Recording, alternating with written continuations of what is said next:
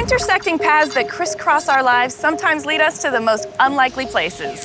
For English-born industrial designer Michael Young, the path led him to Hong Kong and the manufacturing playground of China. But it's here in Innsbruck, Austria that our paths meet.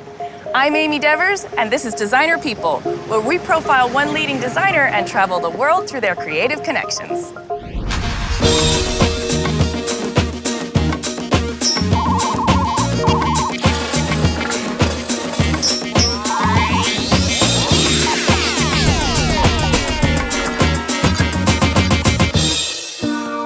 Design maverick and international gypsy. To meet Michael Young is to meet a man that is unashamedly original.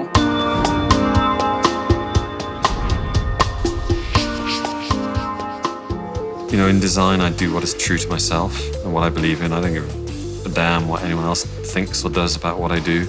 I think as long as I sort of withhold my own integrity, then I'm happy with it. You know, I know what I want to do in life. You're stationed in Hong Kong. You've got a studio in Brussels. How is it that we're running into you here in Innsbruck? I'm having an exhibition sent over from China. It's really the start of a very large tour of things that I've been making in China over the last 3 years. Furniture, tables, chairs, sculptures, lighting, all sorts of different things. The sensibilities that he brings to his designs are very subtle and very practical. And the overall aesthetics I love because it's timeless.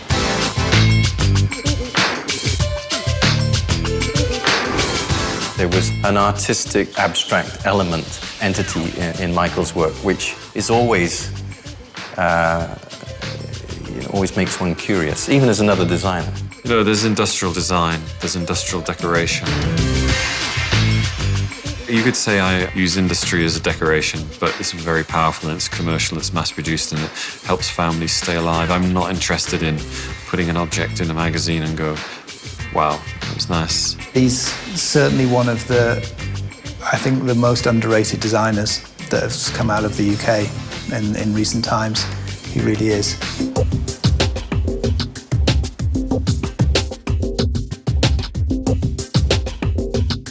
You travel quite a bit. Is that influence your work, or is that just a lifestyle choice?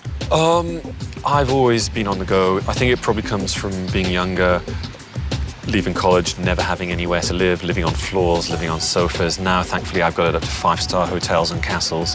I am, I guess, vaguely nomadic. I mean, I live in 3 or 4 different countries. Hong Kong is the base.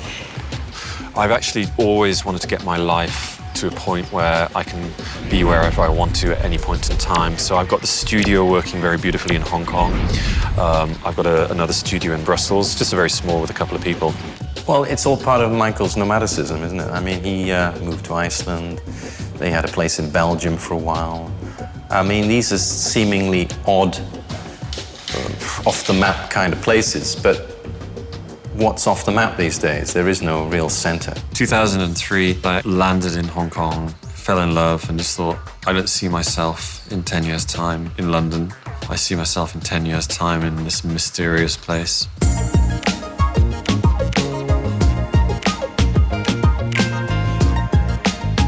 I got fascinated by all of the things I could do there.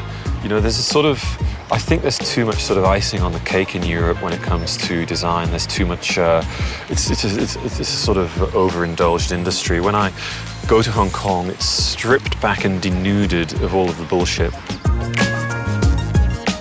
Again, I think that symbolizes his ability to break away and to get out of potentially a rut that a lot of industry professionals tend to follow. And again, Michael chose to be a little bit more avant-garde and went to find his own marketplace.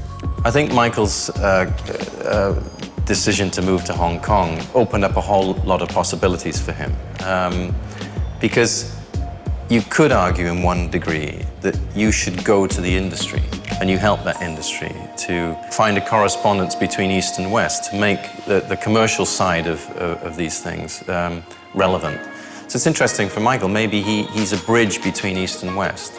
And there's nobody like him in his territory. For him to be in an intimate relationship with producers of a variety of materials and functionalities is really good for him. As a reflection of what happens in London, from our perspective, we can buy into that and import things from Michael or Japan or America or Europe and bring it into our sort of marketplace.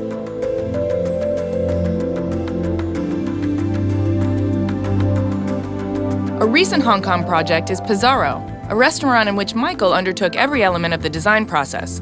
Everything in that restaurant is about my experience within China over the last 3 years, within industry. So, you know, the front door is made by a bicycle factory in Taichung, Taiwan.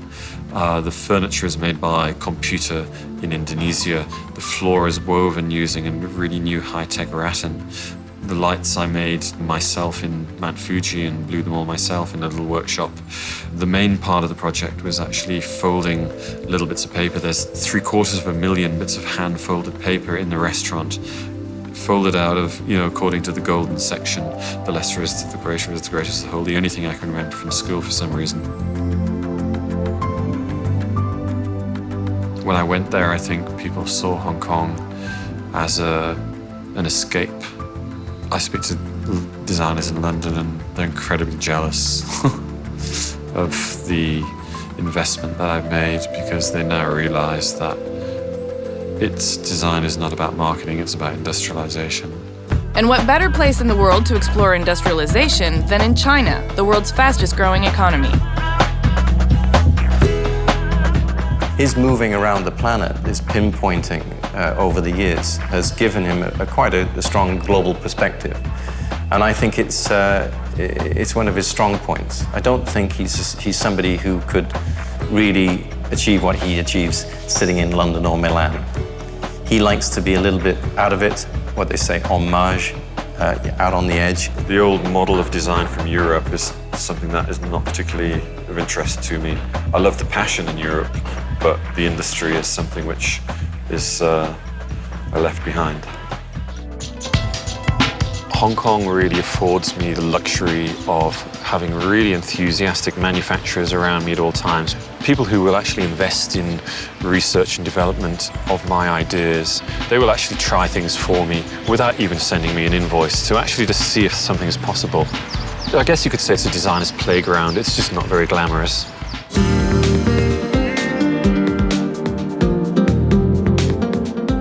There are a lot of studios in the world that do commercial design, and I do commercial design, but I like to do more investigative work. So I'd say I like to question the typologies of a product and try and bring more about the present moment in time, about what is going on culturally on the street, what is going on with technology. So everything I do, I guess, comes together and really creates the product.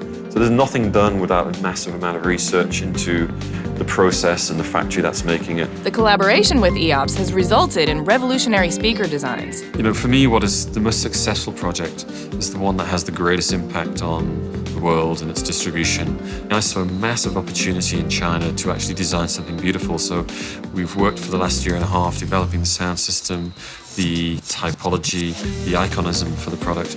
Works with any device from iPhone to PC. You can put speakers in the shower, you can put your iPhone in there, it'll cut the music out, and you can talk to the speaker system in the shower. It's as advanced as any sound system can be at this present moment in time. Each speaker is rechargeable. You can even wave at the speaker to move, change the bass, to move the volume up. So it's about complete human interactivity. I think Michael's work is, it's so innovative, but it's at the same time, it comes from a place, it comes from a very creative freedom that he has. And it makes it seem very effortless, to be honest, the actual process. And he's very humble about the final products that he comes out with and the scale of the projects he works on. He's quite a complicated individual, but yet when speaking to him, he brings things down to quite simple terms, but there's actually a great deal more going on there. And you see that in his work. And if I take, for example, the work he's done for us, if you look at the writing desk he did, he wanted to take a piece of furniture that was, you know, the classic bureau and turn it into a contemporary form. It was also a comment against sort of open plan seating and open plan offices and so forth. There's a depth of consideration to his work, which I find interesting. What has happened since design has got a little bit more relevant in the world is that you can only compete in the market by improving your brand or reducing your price, which means that the market's sort of splitting into this sort of people trying to invest in their image or get better prices. And Michael has earned a reputation for forthright, dare I say blunt, comment. There's two types of design in the world these days. There's design with good branding and good quality and integrity, and there's cheap design. Cheap design is the stuff that goes to stores like Walmart and Radio Shack. The only thing these companies do is try to push the prices down to get more profit. These companies don't sell products in China. They exist in the United States and in Europe and Latin America. So all of that exploitation in Chinese factories comes and is fueled not by China, but overseas markets. And that's why China's becoming so important. I'm watching this very clearly. I have a very helicopter view on the matter than I had 5 years ago when I was in Europe. Nowadays, a number of designers are working with Chinese manufacturers and do their own design, you know, not only manufactured in China, but also designed in China or any country where there's a low labor cost compared to the Western world. But that's fair, because at least you compete on a fair battleground. So the genuine products, that's fine. We have something that we have to live with and something that we have to cope with. You know, design is something which engineers do in Asia, very much so. So there's still a lot of cultural development to do. I think, you know, in 20 years' time, China will be like Tokyo. Until then, there's a lot of groundwork to be done, and you can't just rely on your design skills to get you through the whole thing. Michael has also worked closely with Giant, the world's largest bicycle manufacturer. So I designed several bicycles for them, helped them develop their design market and move their market over from the sports industry to what people horribly call the lifestyle industry. You know, I also had to teach the marketing department in Giant. I had to give lectures once a month to teach them what design is, what does it mean, tell them why a product is actually given a name relating to design. So it was a very intense process. Willful child? One would think so. I was definitely inquisitive and always putting stuff together, and, you know, if I could turn something upside down and tear it apart, I would do it. If I could turn my furniture upside down in my bedroom, I'd turn it upside down without any reason. If I could live under the bed rather than on top of it, I'd do that. So that was probably the first time I ever realized that something wasn't right in my general take on objects and the world we live in. Feisty. I think I saw in the Face magazine once, there was an article with Tom Dixon, and he was stealing marble from banks, the steps, and making furniture out of it, and I thought that looks like a pretty good way to make a living. More in the sense of that sort of maverick approach to life and doing whatever you want to do, and I thought this was this sort of job you could get and do whatever you want. So I just made it work the way I wanted it. I actually waited till I was 21 to get into school, because rather than make the effort to do any schoolwork, I kind of thought I'll just wait till I'm a mature student and get in the easy way, which is a much better plan. Graduated in '92 and just started making my own stuff. It was hand to mouth. It wasn't about, you know, the limited edition market now is really massive. When I started 15 years ago, you were just making things. You made one because it's all you could afford to make, and then you tried to sell it, and then you got some food and you tried to make another one. So it's very different to the market now, where there's sort of all of these guys dressed up in rabbit costumes making limited editions. It's a bizarre scenario. I can't quite understand it. I was lucky that I had a lot of success very early on. It doesn't mean I had a lot of money. I was living in a cellar shooting rats to keep the place clean. I was lucky that immediately the first things I designed sold in Conrad's shop, I guess, the Louvre, the Pompidou Centre bought them. So they immediately went into collections, and I think after a couple of years, I got a lot of finance from Japan to do things. And it sort of exploded pretty early on, really. Post-war Japan has developed a reputation for industrial design elegance, so if you can attract their attention, you're on the right track. Here in Tokyo, back in 1993, Yoichi Nakamoto was scouring UK talent for an exhibition in Hong Kong. It was he who first brought Michael Young to Asia. Immediately captured by Japanese audiences and representing like a new design from London or from UK. That collection went AWOL around the planet, got in every museum, got in every magazine. I didn't really know what was going on at the time. I was too young to appreciate that it was actually having an impact in the design world. A lot of people were really cynical about it because it was a little bit poppy and I was a little bit fuck you all. You know, I was questioning the typologies of traditional furniture at the time, how you sit, how you use an object, you know, so sofas, floor cushions, all using relatively new materials.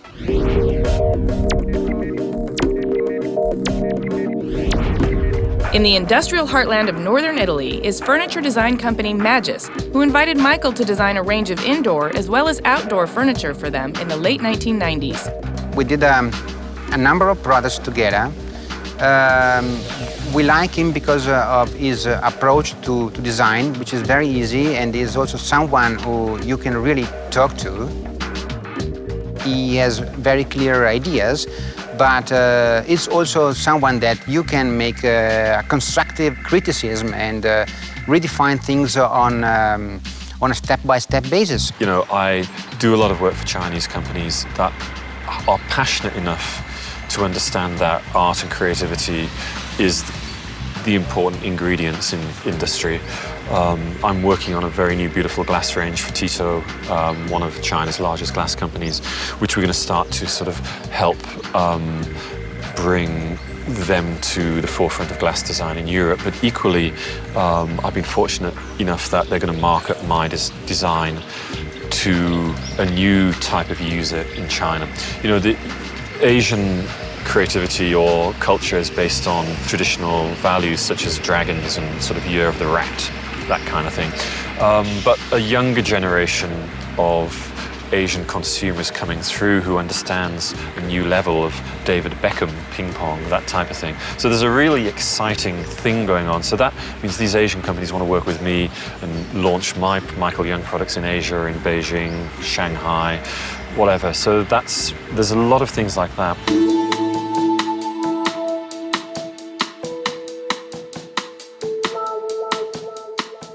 This year's been spectacular because there's been a recession. A lot of the factories who are generally making buttons for electronics or carbon fiber parts, you know, A380 cancelled big orders. There's a lot more carbon fiber in the world. A lot of equipment is standing. So I've had a lot of factories actually approach me and say, look, do you want to try and play around? We'll do free tooling. You can try new things. So actually a lot of the things I'm showing in Austria are the result of a recession. 1 year's worth of empty machines or free machine time to R&D. And these guys have thought to themselves, you know, we're not going to rely on doing other things. We're going to set new companies up. So they said, do whatever you want. That's the beauty of a recession. Large companies need to focus. And now I get, you know, instead of just getting a product manager, a marketing team approaching me, I'll get a CEO calling me saying, I want to come and see you. We've got to refocus. Can you help us? And it's been a good year for that. Michael set up DD3, his own distribution company, to sell some of his experimental work and help companies he designs for sell their products. A lot of companies now rely on all of my contacts around the world to help them distribute their products. They don't have the facilities to do it themselves, so I can design their products. You know, they can do the mass market, but I can help them do special editions to put into some of the best design shops around the world, like Moss or Colette. My job as a designer has actually gone beyond marketing. I'm helping them distribute, I'm helping them design, I'm helping them communicate. And I think it's about time that design actually came full circle, because 10 years ago, it was just on the edge of fashion or just on the edge of music. Now it's become an industry that's respected on its own.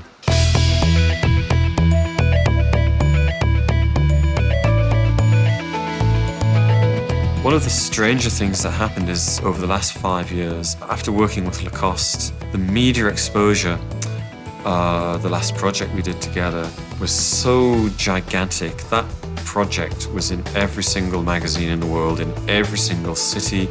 So it was actually apparent on that level it's better to invest in a designer than advertising space. New project I'm doing, which is quite exciting, which is slightly out of context from my normal occupation, is that I became the Chivas Regal whiskey ambassador for Asia. So it's all very lost in translation. So I'm designing their new, all their new barware, their new interior environments, and I'm going to have a party in Hong Kong, Shanghai, Beijing, Mumbai. I'm going to promote the whiskey. So I'll do all of their PR, and I know I don't look good as a model, but hey, it is a whiskey. I shouldn't say this, I don't drink whiskey, I'm trying to learn. That's going to be really exciting because it shows that design in Asia is reaching definitely a new level, and brands are as impactful as that are actually using people like me to sit on the side of a bus and go, cheers. So that's quite exciting. He's consummate in the sense of how he designs, his relationship with the press, his charisma, his absolute fearless approach to travel, which we all have to have. The design world has followed, as we know, very closely to the art world, and a lot of the artists and designers now that are seen or deemed to be successful, whether it be in terms of column inches or financial rewards, are usually down to those that know how to. I'm not saying they're not good designers as well, but they usually have the ability to work the media. And the thing is that Michael is somebody who deserves everything he's got. So for a man who seems to have global manufacturers and brands at his fingertips, what's next? What's the elusive dream project? My dream project is actually to design the next 2010 version of the E-Type Jaguars. That is my dream project. Whether or not it'll happen, I'm actually doing it myself in the studio anyway, and hopefully one day someone will go, oh, this is nice, hopefully Jaguar.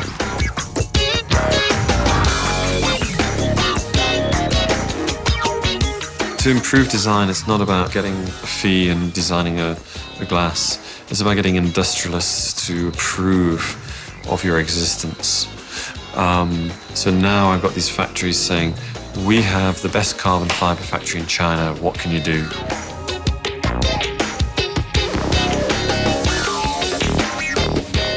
I see myself as just someone who's dedicated towards industrial processes. I'm fascinated by it. I'm simply trying to find useful things to do. You know, design is about economy at the end of the day. It's about keeping people in factories alive, keeping people who drive delivery trucks, who put tape on boxes. The product is actually a small percentage of the whole cycle of design. Maverick, outspoken, and controversial. All, I suspect, compliments to the ears of Michael Young. But underpinning all this playful anti-establishment shtick is a highly creative and motivated designer at the absolute top of his game and in the right place at the right time, wherever that may be for Michael. I'm Amy Devers, and you've been watching Designer People.